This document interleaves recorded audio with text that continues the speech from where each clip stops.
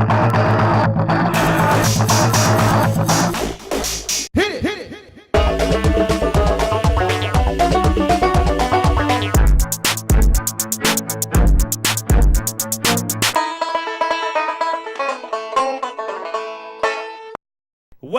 to Working on My BS, brought to you by the UC and its associated facilities. Holy lawn gnomes, Batman, it's Paul Barkley! Well, hello there, everyone out there not watching this show. I don't know how you came to this channel, but why don't you stay tuned, because we've got an excellent episode of Working on My BS coming up for you. Don't know the show? Well, maybe you should stick around. Please? Well, let's introduce our contestants for now. Over here, we've got our friend Remington, but he goes by Rem. Why don't you tell us something real brief about yourself, Rem? Well, I'm actually a student at the University of Houston, and I'm at the business school. Isn't everybody? You know it. All right, well, our contestant number 2 is named Jose. Now, Jose, I hear that you're Hispanic. Is that true? Partially. Amazing.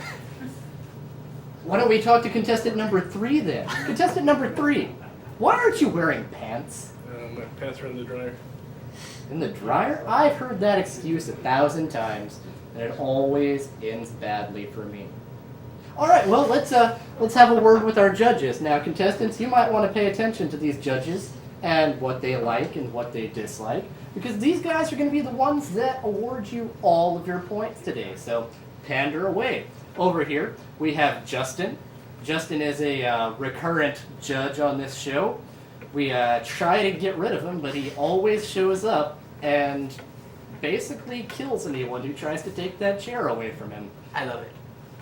Here in the middle seat, we have some guy we picked up at the bus station. What's your name, dude? Lightless. All right. He doesn't even have a real name. It's my real name. Thank you very much, the love child of Slash and Rogue from X-Men. And finally, over here, we have Lewis. Lewis is a pretty new guy here in SVN. Why don't you tell us a little bit about what you like to eat for dinner, Lewis? I like chicken and beans. You like chicken and beans? Yeah. So, like some sort of Chinese-Mexican fusion? Yeah, pretty much. I know a nice little place. You want to... Never mind, that's not the time for that. All right. Well, let me tell you about the show. Basically, what's going to happen, I'm going to ask these 3 contestants a very hard question. I hope they don't know the answer. It always makes me feel smart that I know the answer and they don't. But they're each going to give us an answer anyway, because that's the point of the show. We're going to go to our judges. The judges are each going to award 1 point to whichever contestant gave the answer that they like the best. Clear as mud? Well, let's just get on with the show and see if maybe you understand a little better then. Let's go. Question number 1. The lead singer of Handsome Devil, Danny Walker, swears to God that his band is not based on what? Contestant 1. It's gotta be propaganda. Contestant 2. Bus driver. Contestant 3. An episode of Charlie Brown. All right. Well, we have some really interesting answers there. Why don't we see what our judges thought? Judge 1. I get points too. Contestant 3. All right. He's out to an early lead. What do you think, Mr. No Name? I'm gonna give a point to Remington. It sounded like he got the right answer. Did we actually have someone award a point for sounding like they're right? Sounded That's good a to me. first on this show, people. Judge 3, what did you think? Get to number 3. All right, well, 3 is jumping out to an early lead. The correct answer is actually he did not base his band's name on a song by another band. I would probably guess not. Speaking of, what sparked one of the most heated debates in the entire world of literary criticism, the anti-feminist writers have become writing treatises on what unlikely novel? Contestant 3. It's gonna be the one with Fabio on the cover. All right, contestant 2. Crucible. All right, contestant 1. The Cookbook, Volume 2.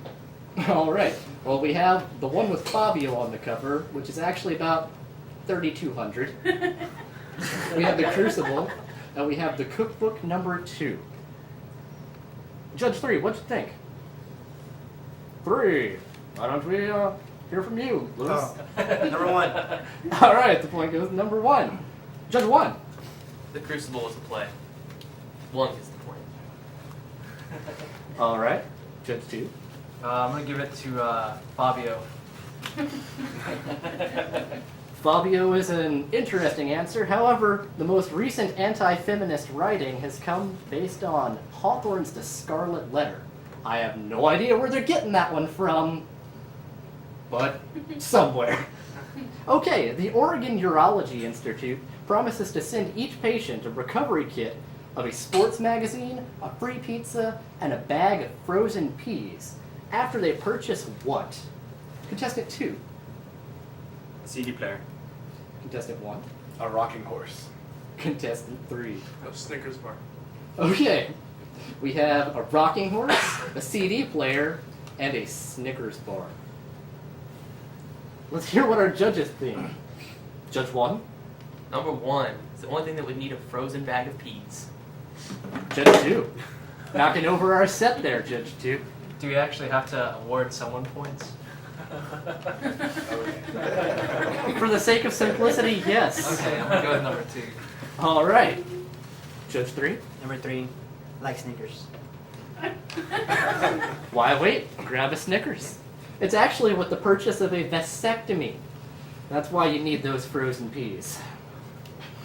All right. Plush figures of Hello Kitty, the Japanese cartoon figure popular with teenagers around the world, were recently used to what devious end? Contestant 1. It was actually for Adolf Hitler. They made a little miniature of it. Contestant 2. It was to play. To Play. That's pretty devious there, Contestant 2. Contestant 3. Let's say you capture those little monsters, pocket monsters. Pokemon. Gotta catch them all. Gotta catch them all. So we have a bunch of rampant copyright infringement and neo-Nazism in our answers. Let's hear from Judge 2. I'm gonna go with Hitler because that's the only thing that was devious, I think. Oh, so Judge 2 likes Hitler. Let's see what Judge 1 I didn't say I likes. liked Hitler. Gotta catch them all. Number 3. Judge 3. Number 2. All right. Well, the correct answer is actually, it was used to communicate between members of a cocaine cartel. Yeah, I didn't see that one coming either, but apparently Hello Kitty liked riding the white horse.